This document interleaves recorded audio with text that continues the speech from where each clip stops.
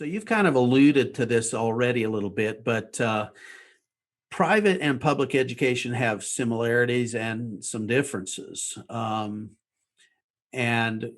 now that you kind of have a foot in both of those, um, what are some of the similarities that you think you're going to find, and what differences do you expect? Well, as a board member, I see my responsibility, number one, to protect the integrity of the institution. So I think that's going to apply on both sides, whether it's a college or a public school district.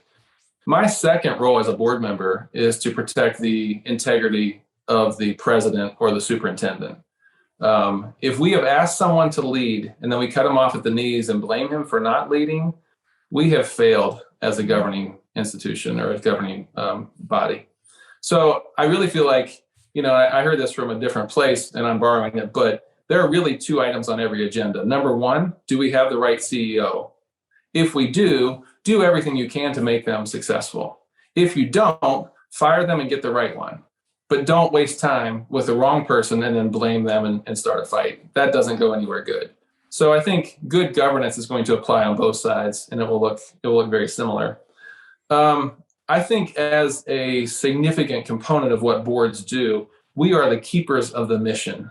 Mm-hmm. And so whatever the mission is, for the different settings that we're in, that's vital, that we are aware of what our mission is. Our mission statement needs to declare that very clearly. Mm-hmm. And many times it doesn't. So I think that's something that has to be addressed. But if we have a mission statement that is accurate and articulate, then we are to be keepers of that mission.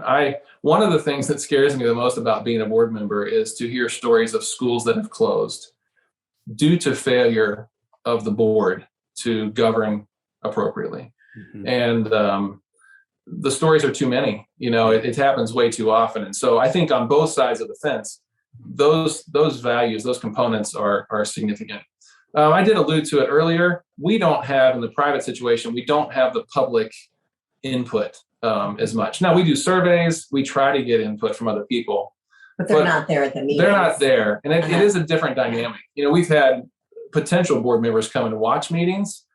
And even that, one person sitting in the corner changes the dynamic of the meeting. So it's a completely different feel when you sit around the U-shaped table and there are irate parents who are hammering you for a decision that's been made. That's a completely, and Rachel's been through this much, but, maintaining a positive face and not becoming personally involved, trying to give professional responses that do address the concerns, that will be a new dynamic for me, for sure. But I'm excited to stretch and grow, because I think that as we learn to do that well and represent Christ in that place, I think it is a place that Christians need to own and to be represented well. And so I look forward to learning the new dynamics that will come from the public sector.